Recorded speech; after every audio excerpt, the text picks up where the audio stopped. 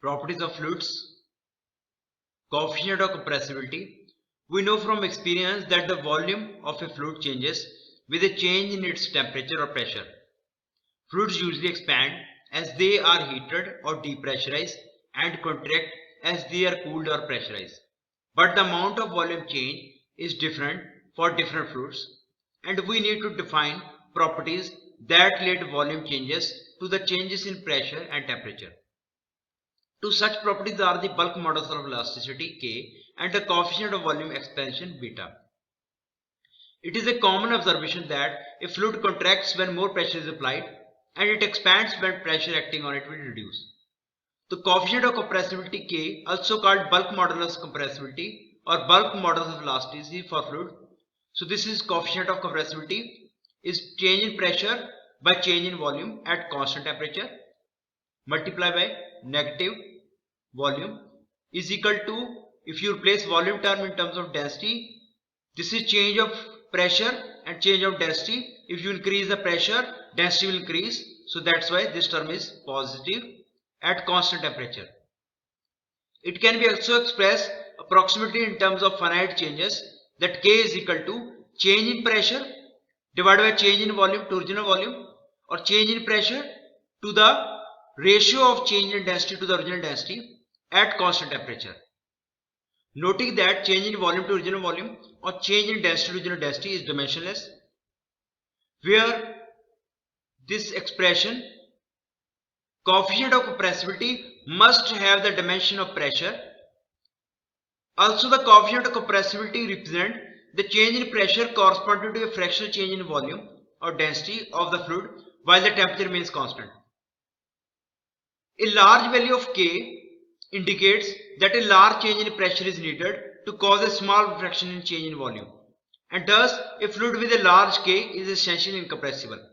This is typically for liquids and explains why liquids are usually considered to be incompressible. For example, the pressure of water at normal atmospheric condition must be raised to 210 atmospheric to compress it 1%, corresponding to a coefficient of compressibility value of 21,000 atmosphere. Small density changes in liquids can still interesting phenomena in the piping system, such as water hammer, characteristics by a sound that resembles the sound produced when a pipe is hammered. This occurs when a liquid in a piping network encounters an abrupt flow restriction and is locally compressed. The caustic waves produced strike the pipe surface, bend and evolve as they propagate and reflect along the pipe, causing the pipe to vibrate and produce a familiar sound. Note that volume and pressure are inversely proportional.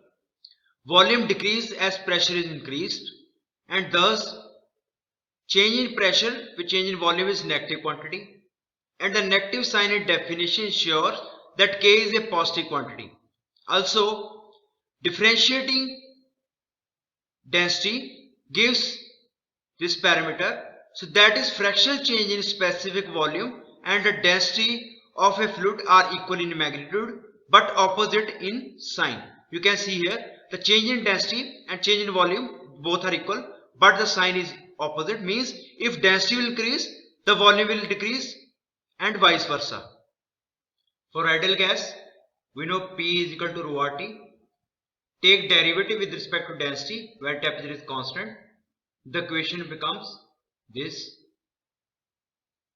Replace RT in terms of pressure by density. So this equation becomes equal to this. Also, you can replace this value del P by del rho, which is equal to pressure by rho, in this equation, and by putting the value here, what you will get, that K of ideal gas is equal to the pressure, absolute pressure P. Coefficient of compressibility of ideal gas is equal to its absolute pressure, and coefficient of compressibility of a gas increases with increasing pressure. Substituting K is equal to P into the definition of coefficient of compressibility and rearranging, we get del rho by del rho is equal to del P by P at constant temperature. Therefore, the percent increase of density of an ideal gas during isothermal compression is equal to percent increase in pressure. Means if you increase the pressure, the same is the increase in the percentage of density. So take example, for air at 1 atmosphere pressure, K is equal to pressure, say 1 atmospheric, and a decrease of 1% in volume corresponds to increase in 0.01 atmosphere in pressure. But for air at 1000 atmosphere, K is equal to become 1000 because K is equal to P, so K is 1000, and a decrease of 1% in volume correspond to an increase of 10 atmosphere in pressure. Therefore, at higher pressure, the small change in decrease in volume will lead to higher change in pressure. The inverse of coefficient of compressibility is called isothermal compressibility alpha. So this is your coefficient of compressibility, and if you take the reverse, you will get this value here. The isothermal compressibility of fluid represents the fractional change in volume or density corresponding to unit change in pressure. So this is change in your density to the change in pressure, which is represented by the isothermal compressibility. Coefficient of volume expansion. The density of fluid in general depends more strongly on temperature than it does on pressure. The variation of density with temperature is responsible for numerous natural phenomena such as winds, currents in oceans, rise of plumes in chimneys, the operation of hot air balloons, heat transfer by natural convection, and even the rise of hot air, and thus the Faraday heat rises. To quantify these facts, we need to property that represent the variation of density of a fluid with temperature at constant pressure. The property that provides information is called coefficient of volume expansion, which is represented by beta, which is change in volume with respect to change in temperature at constant pressure. The coefficient of volume expansion is a measure of the change in volume of a substance with temperature at constant pressure. So you can see here the coefficient of volume with respect to temperature means here beta, the volume expansibility is more as compared to this substance for the same rise in temperature, that is by 1 degree. It can be shown easily that volume expansion coefficient of an ideal gas at a temperature T is equal to inverse of temperature. In study of natural convection currents, the condition of main fluid body that surrounds the finite hot or cold regions is indicated by subscript infinity to serve as a reminder that this is the value at a distance where the presence of the hot or cold region is not felt. In such cases, the volume expansion coefficient can be expressed approximately as by beta, which is equal to where rho infinity is the density and T infinity is the temperature of the quiescent fluid away from the confined hot or cold fluid pocket. So this is the relation here. In natural convection currents, which are initiated by buoyancy force, which is proportional to density difference, which is proportional to temperature difference at constant pressure. Therefore, the larger the temperature difference between the hot or cold fluid pocket and the surrounding main fluid body, the larger the buoyancy force and thus the stronger the natural convection currents. The combined effects of pressure and temperature changes on the volume change of a fluid can be determined by taking the specific volume to be a function of temperature and pressure. So differentiating volume, because volume is a function of temperature and pressure, we have differentiate partial derivative, that is dV is equal to del V by del T dt plus del V by del P dP, where this quantity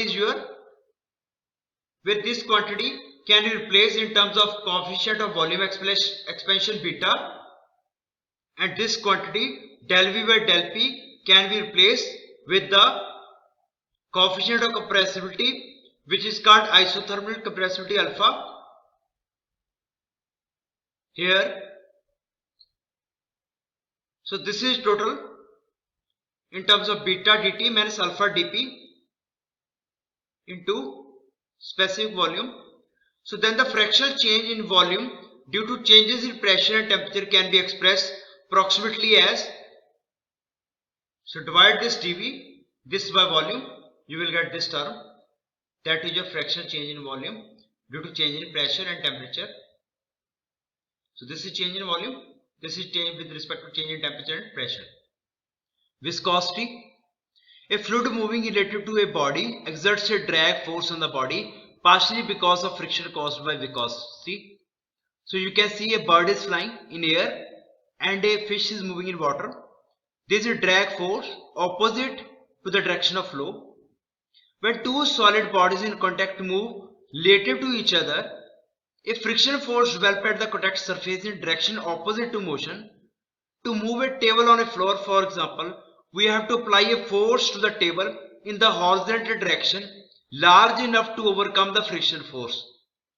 The magnitude of the force needed to move the table depends on the friction coefficient between table and floor.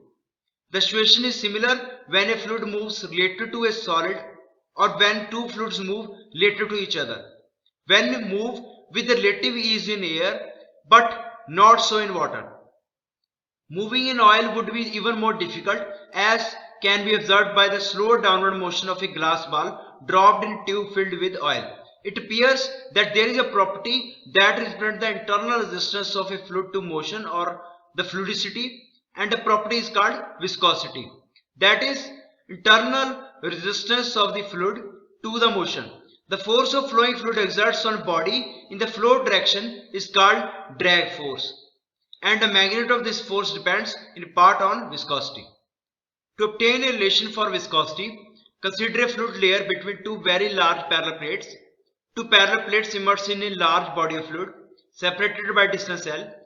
Now a constant parallel force F is applied to the upper plate while the lower plate is held fixed.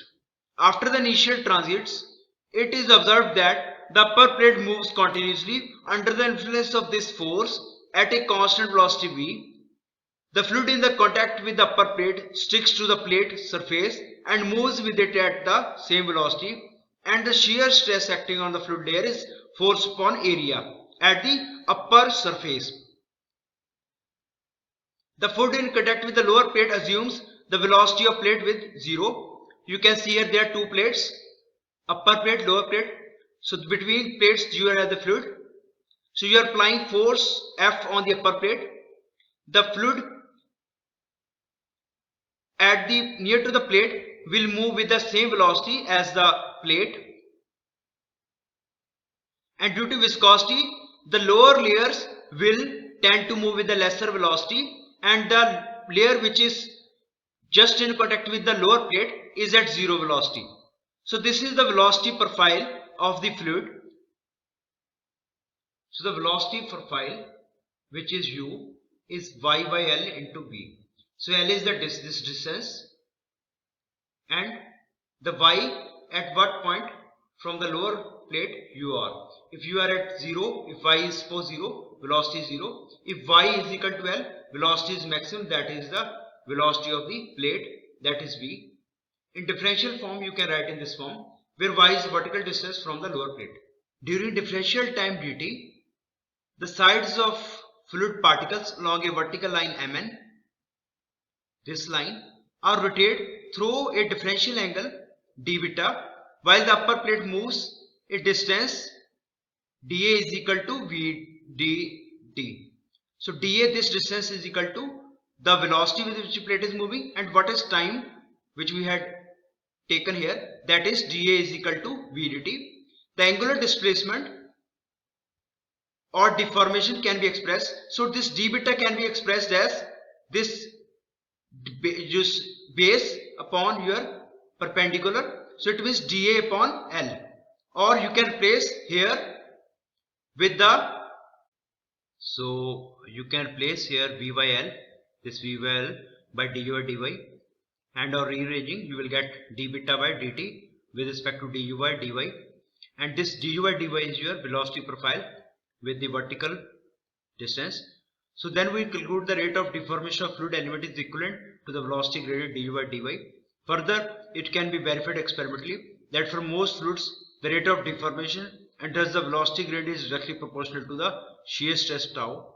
Now tau is equal to, shear stress is equal to proportional to d beta by dt, or tau is also equal to du by dy. Fluids for which the rate of deformation is proportional to shear stress are called Newtonian fluids after Sir Isaac Newton, who expressed it first in 1687. Most common fluids such as water, air, gasoline and oils are Newtonian fluids. Blood and liquid plastics are examples of non-Newtonian fluids. In one-dimensional shear flow of Newtonian fluid, shear stress can be expressed by the linear relationship. So shear stress is equal to your coefficient of viscosity into du by di. It is the dynamic viscosity or absolute velocity of fluid whose unit is kilogram per meter second or equivalent Newton second per meter square.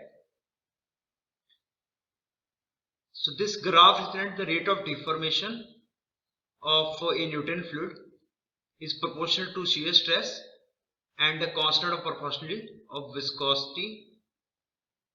So you can see here, this is your shear stress on this side, this is rate of deformation, that is du by dy, and what is viscosity? That is your shear stress divided by rate of change of deformation. So this viscosity is this A divided by B, that is the slope of this line represent the viscosity. So for oil you can see the viscosity is on a higher side, it is more as compared to water, and for air the slope is less. So lesser is the slope, the lesser is the viscosity of air. So it means viscosity will vary according to the shear stress and rate of deformation.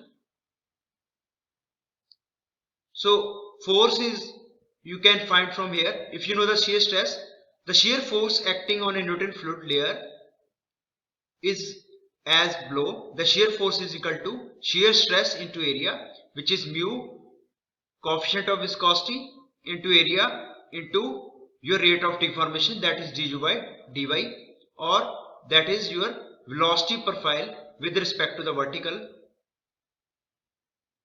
So the fluids which will follow this law are called Newtonian fluid.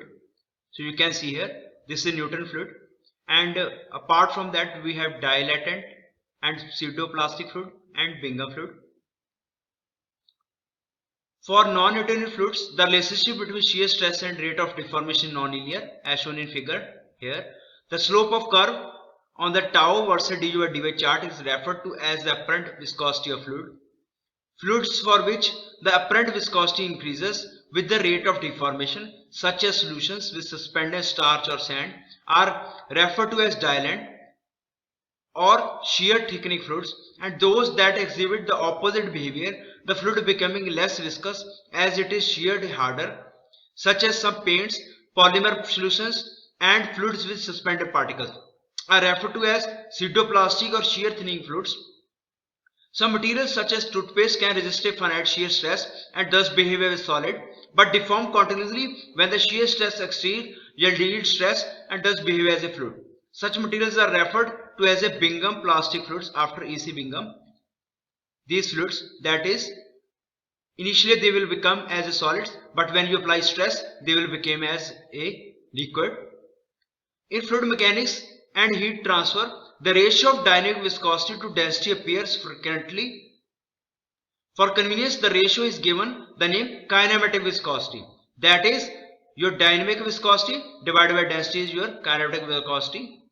The two common units of kinetic viscosity are meter square per second and stroke. In general, the viscosity of fluid depends on both temperature and pressure. Although the dependence on pressure is rather weak, for liquids both the dynamic and kinetic viscosity are practically independent of pressure, and any small variation with pressure is usually disregarded, except at extremely high pressure. For gases, this is also the case for dynamic viscosity at low to moderate pressures, but not for kinematic viscosity, since the viscosity of gas is proportional to its pressure. The viscosity of fluid is a measure of its resistance to deformation. Viscosity is due to internal frictional force that develops between different layers of fluids as they are forced to move relative to each other.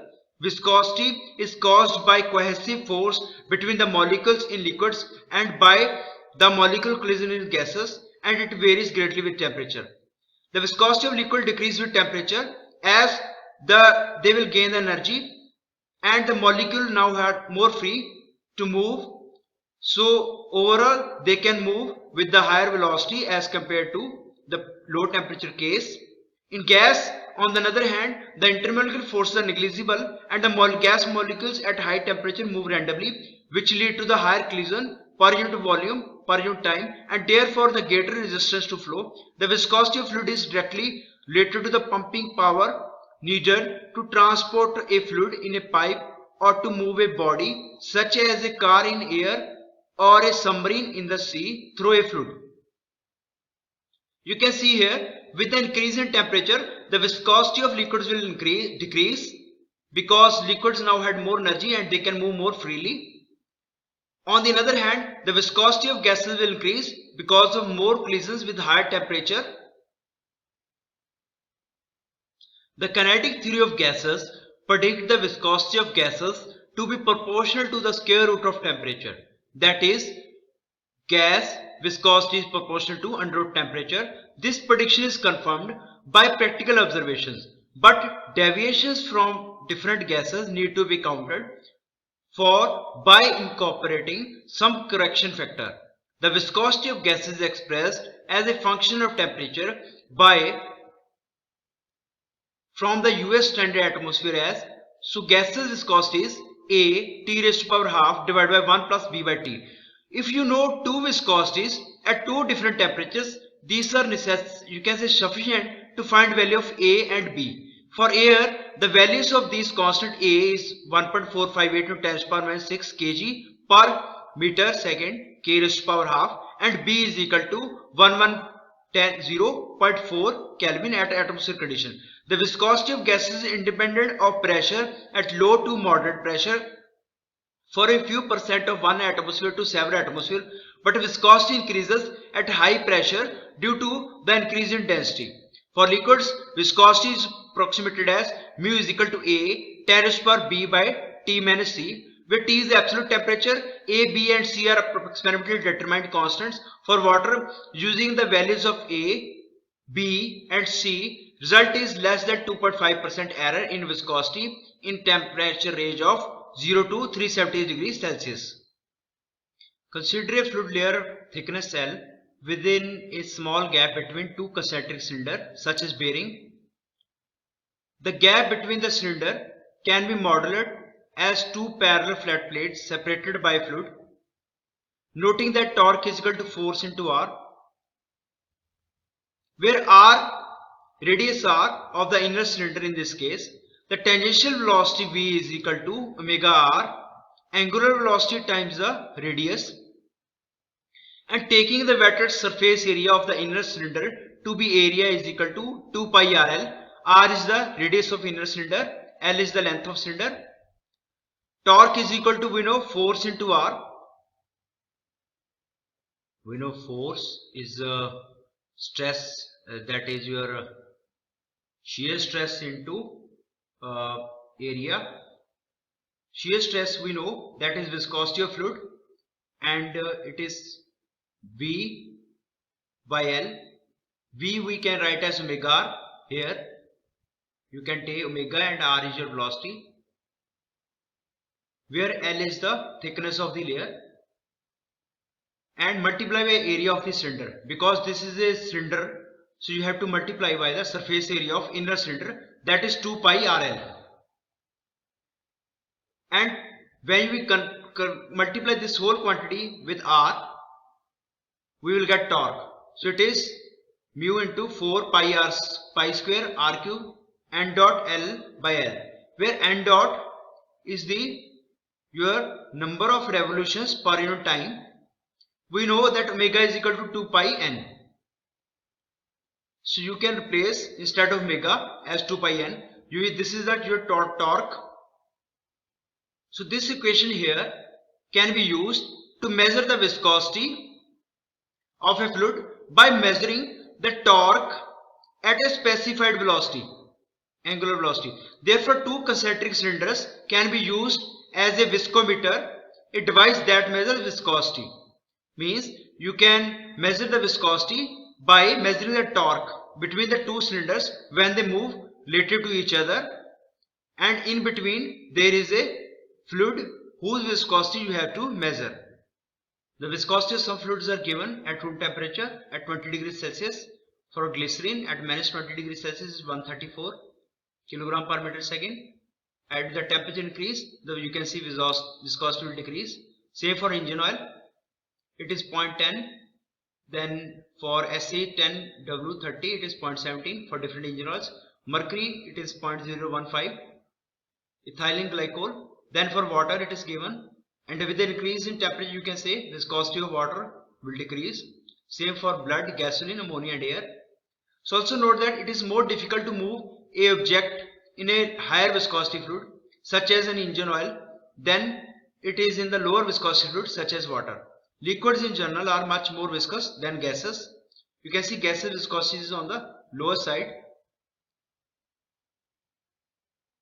The variation of dynamic viscosities of common fluids with temperature at 1 atmosphere is given. This is with the increase in temperature, you can see the viscosity of gases increasing. Helium, air, carbon dioxide and hydrogen, the viscosity is increasing. But with increase in temperature, the viscosity of gasoline, benzene, water, ethylene glycol, kerosene and mercury will decrease. Same for crude oil. And then for all the engine oil, castor oil, glycerin, SC30 oil, it will decrease with the increase in temperature. So determine the viscosity of fluid. The viscosity of a fluid is to be measured by viscometer constructed of two 40 cm long concentric cylinders. So these are two cylinders 40 cm long, concentric. The outer diameter of the inner cylinder is 12 cm. So means this is 12 cm, this whole D, and the gap between two cylinders is 0.15 cm. So this gap is 0.50 cm. The inner die is rotated at 300 rpm and the torque is measured to be 1.8 Newton. Now torque is given here. The velocity profile is linear only when the curvature effects are negligible, and the profile can be approximated as being linear in this case. L by R ratio is less than or is equal to 1. It's very small. This L by R ratio is small. So solving equation as from this, in this N is your RPM, L is length of cylinder, R is your radius of inner cylinder, L is the thickness of the, or you can say distance between two cylinder. So torque multiplied by the L divided by 4 pi a square, R is 0.06 meter because 12 centimeter divided by 100, it will become into meter, into this 300 is RPM divided by 60 for per second into 0.4 meter. The viscosity is 0.158 Newton per second meter square. Viscosity is strong function of temperature, and a viscosity value without a corresponding temperature is of little value. Therefore, temperature of the fluid should have also be measured during the experiment and reported with the calculation. So this is up to here about the viscosity. Subscribe this channel, like this video, and thank you for watching this video.